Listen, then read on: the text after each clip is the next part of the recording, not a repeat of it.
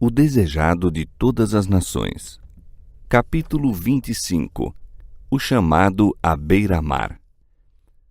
Raiava o dia sobre o mar da Galileia.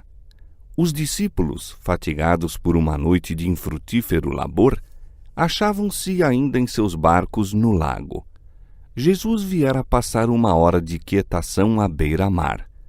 Esperava pela manhãzinha fluir um período de sossego da multidão que o acompanhava dia a dia. Mas em breve começou o povo a aglomerar-se em torno dele. Seu número cresceu rapidamente, de maneira que se sentia comprimido de todos os lados. Entretanto, os discípulos haviam vindo para a terra. A fim de escapar à pressão da massa, Jesus entrou no barco de Pedro e pediu-lhe que se afastasse um pouco da praia. Daí Jesus podia ser visto e ouvido melhor por todos, e do barco ensinava a multidão na praia. Que cena aquela que se oferecia à contemplação dos anjos! Seu glorioso comandante, sentado num barco de pescador, jogado de um lado para outro pelas desassossegadas ondas, e proclamando as boas novas de salvação ao povo atento, que se comprimia até a beira da água.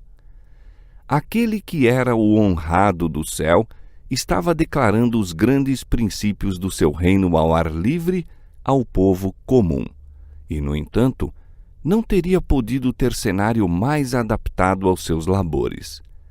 O lago, as montanhas, os vastos campos, a luz a inundar a terra, tudo lhe oferecia ilustrações aos ensinos, de modo a gravá-los nos espíritos. E nenhuma lição de Cristo foi infrutífera.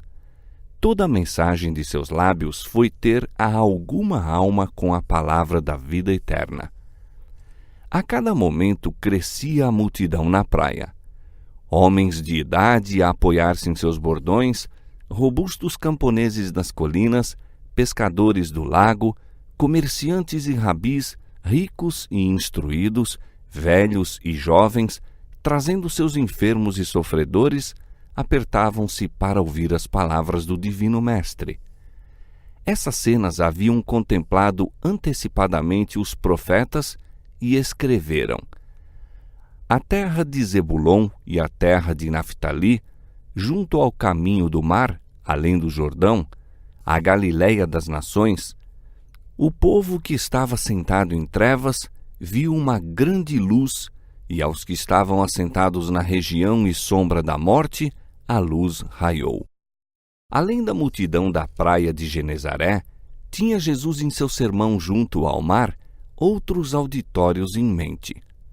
Olhando através dos séculos, viu seus fiéis no cárcere e no tribunal, em tentação, isolamento e dor. Toda a cena de alegria e de luta e perplexidade se achava aberta perante ele. Nas palavras proferidas aos que estavam reunidos ao seu redor, falava também a essas outras almas as próprias palavras que chegariam até elas com uma mensagem de esperança na provação, de conforto na dor, de celeste luz em meio às trevas. Por meio do Espírito Santo, aquela voz que falava do barco de pescador no mar da Galileia far-se-ia ouvir comunicando paz a corações humanos até a consumação dos séculos. Findo o discurso, Jesus voltou-se para Pedro e pediu-lhe que se fizesse ao mar alto e lançasse as redes para pescar. Mas Pedro estava desanimado. Toda a noite não apanhara coisa alguma. Durante as solitárias horas, pensara na sorte de João Batista definhando sozinho na prisão. Pensara na perspectiva diante de Jesus e seus seguidores, no mau êxito da missão na Judéia e na maldade dos sacerdotes e rabis.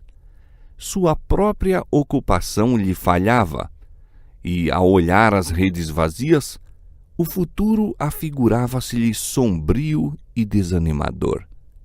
Mestre, havendo trabalhado toda a noite, nada apanhamos, mas sobre a tua palavra lançarei a rede.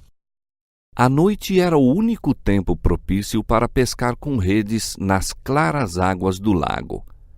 Depois de labutar a noite inteira sem resultado, parecia inútil lançar a rede de dia.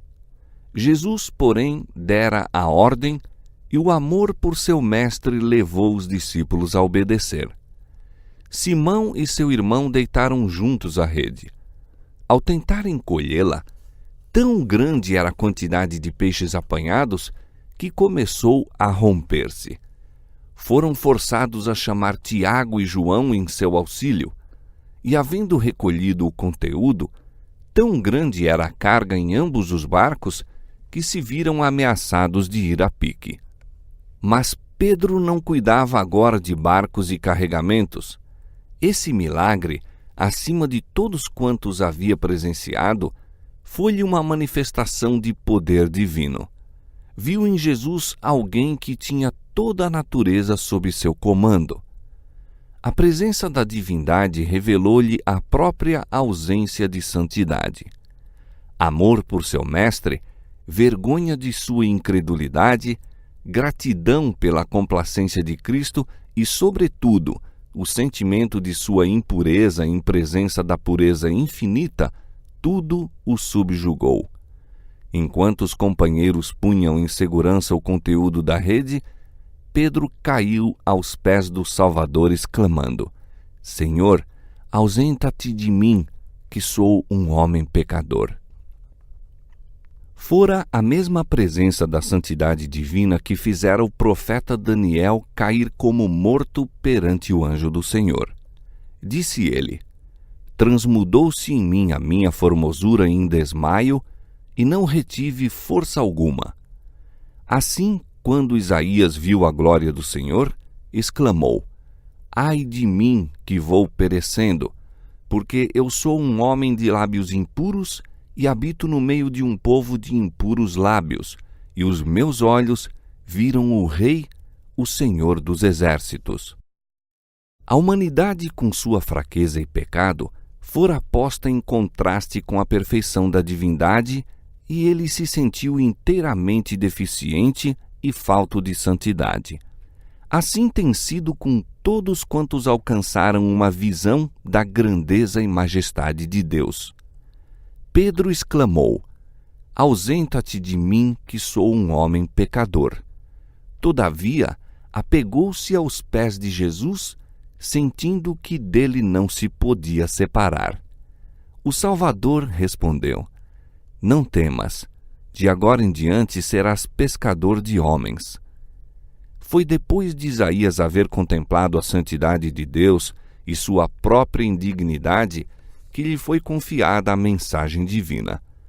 Foi depois de Pedro haver sido levado à renúncia de si mesmo e à dependência do poder divino que recebeu o chamado para sua obra por Cristo. Até então, nenhum dos discípulos se havia inteiramente unido a Jesus como colaborador seu. Tinham testemunhado muitos de seus milagres e lhe escutado os ensinos. Não haviam, porém, abandonado de todo a sua anterior ocupação.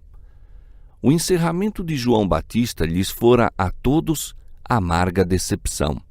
Se tal devia ser o resultado da missão do profeta, pouca esperança podiam ter quanto a seu mestre, com todos os guias religiosos unidos contra ele.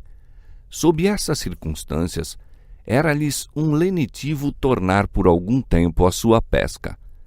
Mas agora Jesus os convidava a abandonar a vida anterior, unindo aos dele os seus interesses.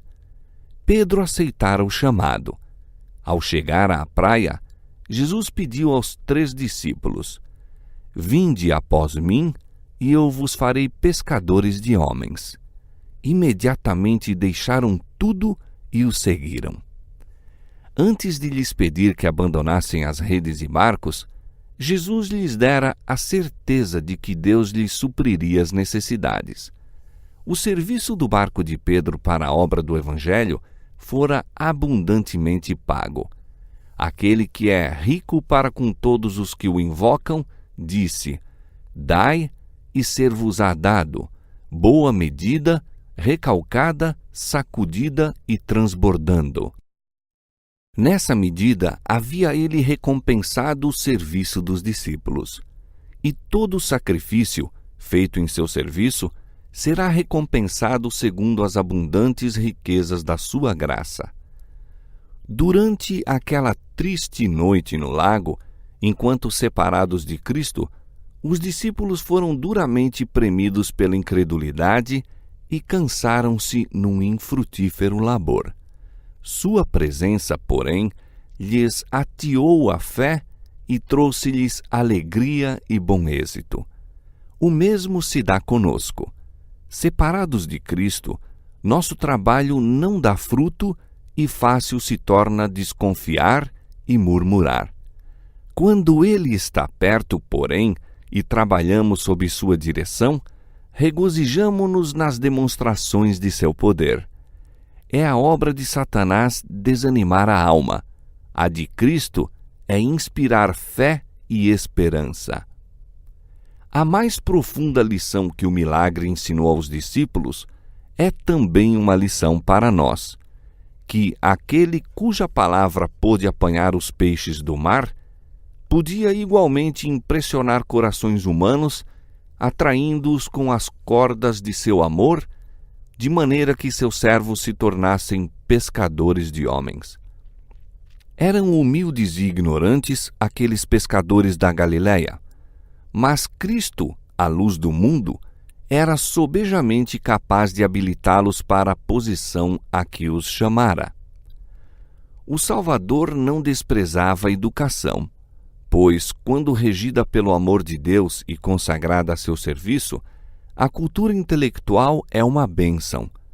Mas ele passou por alto os sábios de seu tempo, porque eram tão cheios de confiança em si mesmos que não podiam simpatizar com a humanidade sofredora e tornar-se colaboradores do homem de Nazaré. Em sua hipocrisia, desdenhavam ser instruídos por Cristo. O Senhor Jesus procura a cooperação dos que se tornem desimpedidos condutos para a comunicação de sua graça. A primeira coisa a ser aprendida por todos os que desejam tornar-se coobreiros de Deus é a desconfiança de si mesmos. Acham-se então preparados para lhes ser comunicado o caráter de Cristo. Este não se adquire por meio de educação recebida nas mais competentes escolas. É unicamente fruto da sabedoria obtida do Divino Mestre. Jesus escolheu homens ignorantes porque não haviam sido instruídos nas tradições e errôneos costumes de seu tempo. Eram dotados de natural capacidade, humildes e dóceis, homens a quem podia educar para sua obra. Há, nas ocupações comuns da vida, muitos homens que seguem a rotina dos labores diários, inconscientes de possuírem faculdades que, exercidas, os ergueriam à altura dos mais honrados homens do mundo. Requer-se o toque de uma hábil mão para despertar essas faculdades adormecidas.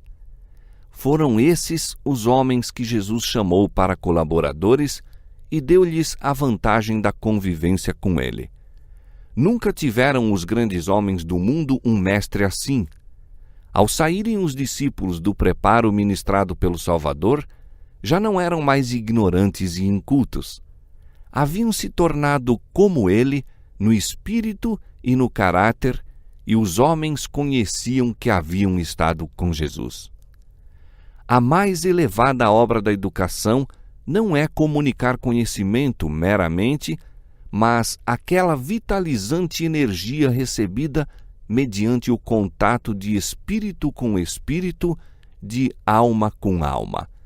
Somente vida gera vida. Que privilégio, pois, foi o deles, por 3 anos em contato com aquela divina vida de onde tem provindo todo o impulso doador de vida que tem abençoado o mundo. João, o discípulo amado, mais que todos os seus companheiros, entregou-se ao influxo daquela assombrosa existência. Diz ele: a vida foi manifestada, e nós a vimos, e testificamos dela, e vos anunciamos a vida eterna que estava com o Pai e nos foi manifestada. Todos nós recebemos também da sua plenitude a graça por graça. Não havia nos apóstolos de nosso Senhor coisa alguma que lhes trouxesse glória. Era evidente que o êxito de seus labores se devia unicamente a Deus. A vida desses homens, o caráter que desenvolveram e a poderosa obra por Deus operada por intermédio deles são testemunhos do que fará por todos quantos forem dóceis e obedientes. Aquele que mais ama a Cristo, maior soma de bem fará. Não há limites à utilidade de uma pessoa que, pondo de parte o próprio eu, oferece margem à operação do Espírito Santo na alma e vive uma vida de inteira consagração a Deus. Caso os homens suportem a necessária disciplina, sem queixume ou desfalecimento pelo caminho, Deus os ensinará a cada hora, a cada dia. Anseia revelar sua graça. Remova a seu povo os obstáculos, e ele derramará as águas da salvação em torrentes, mediante os condutos humanos.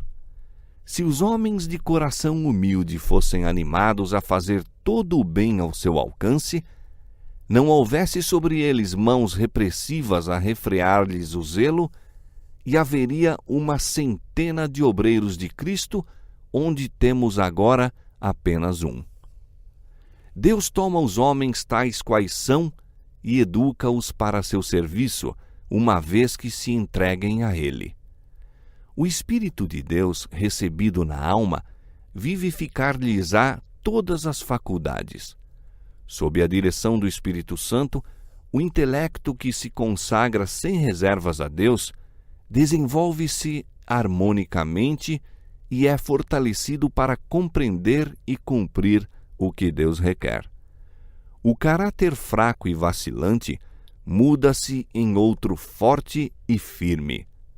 A devoção contínua estabelece uma relação tão íntima entre Jesus e seu discípulo que o cristão se torna como ele em espírito e caráter. Mediante ligação com Cristo, terá visão mais clara e ampla. O discernimento se tornará mais penetrante, mais equilibrado o juízo. Aquele que anela ser de utilidade a Cristo é tão vivificado pelo vitalizante poder do sol da justiça que é habilitado a produzir muito fruto para a glória de Deus. Homens da mais elevada educação em ciências e artes têm aprendido preciosas lições de cristãos de condição humilde, classificados pelo mundo como ignorantes. Mas esses obscuros discípulos haviam recebido educação na mais alta das escolas.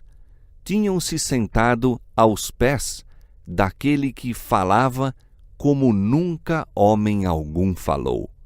João capítulo 7, verso 46.